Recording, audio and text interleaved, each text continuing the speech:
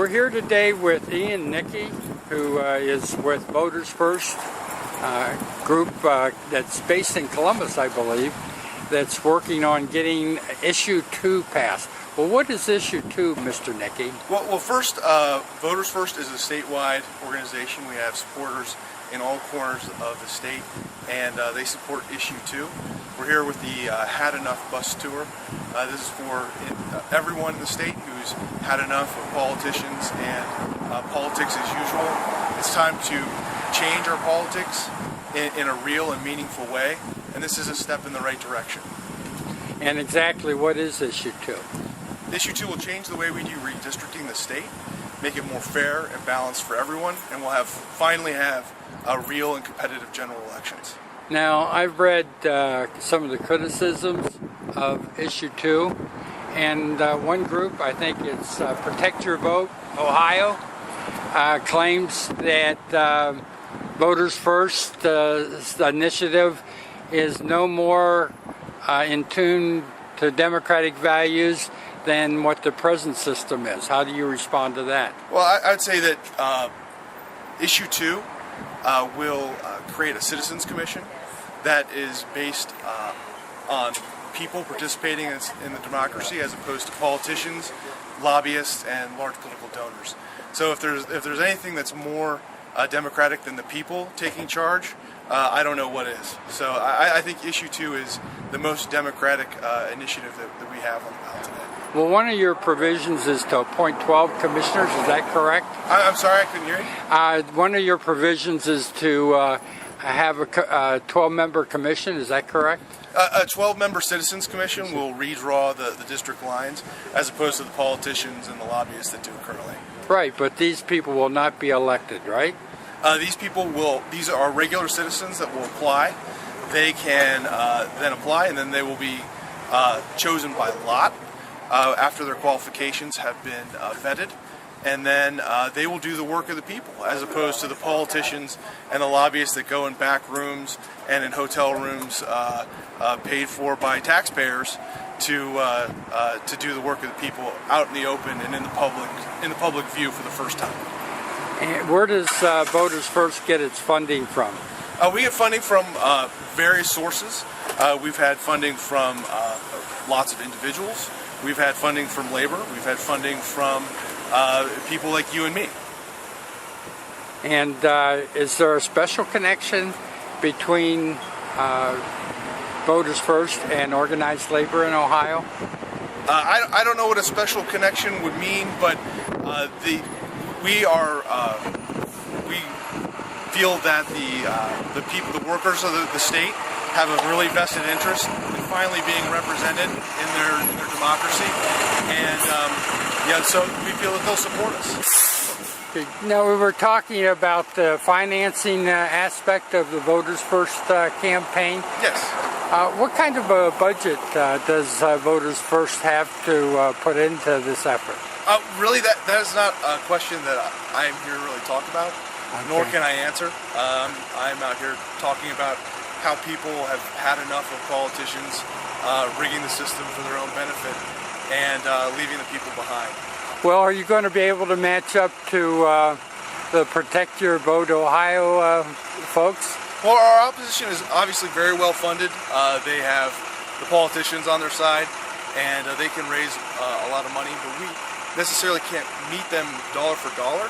But we're going to be out with the people, talking with them one-on-one, and we feel that the truth is on our side, and the betterment of democracy is on our side. So when we talk with people, we think that they're going to be interested in changing the system and taking a step in the right direction. When you refer to politicians, you're talking about Republican politicians? Is that no, I'm talking about all politicians. Oh. I mean, all politicians are the problem. The system has been rigged by Republicans and Democrats, and Republicans and Democrats both benefit from the system. They don't have to run in competitive general elections.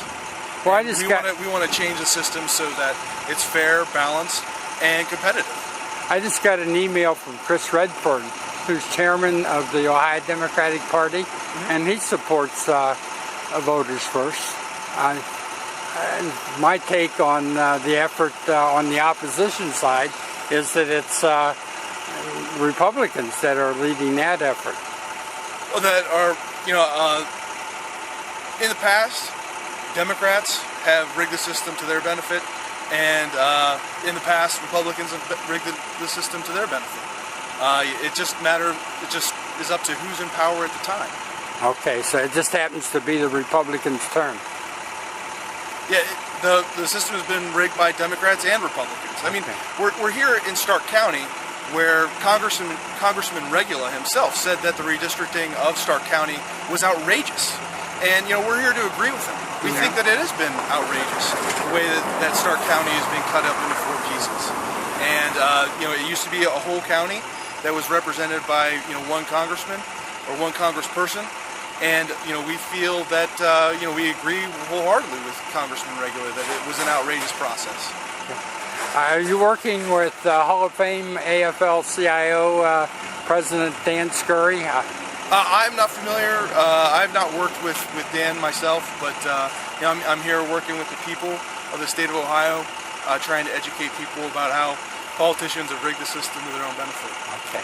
Now, there was a report in media yesterday that one of the reasons why that Protect Your Vote Ohio raises as being negative on issue 2 is how much it will cost to implement.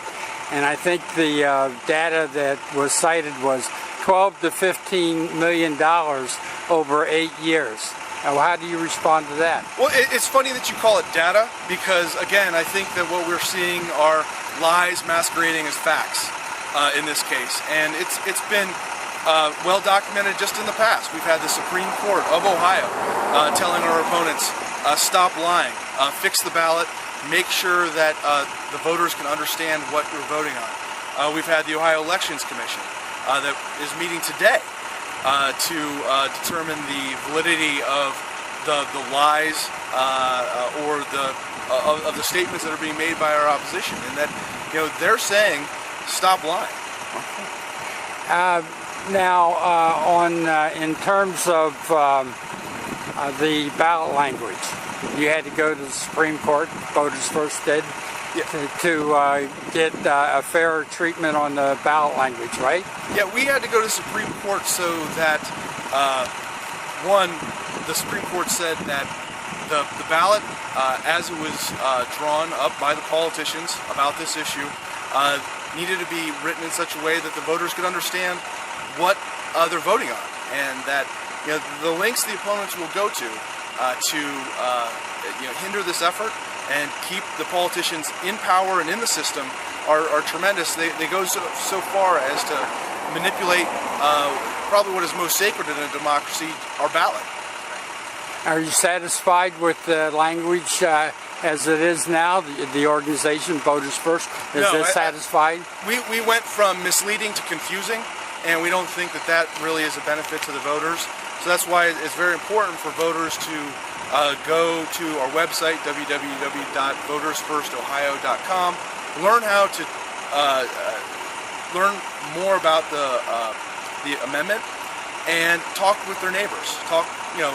Google or Facebook us, like us on Facebook, retweet our tweets, and just go out there and talk with their neighbors and their friends and about what issue 2 can change the system for a positive step of reform.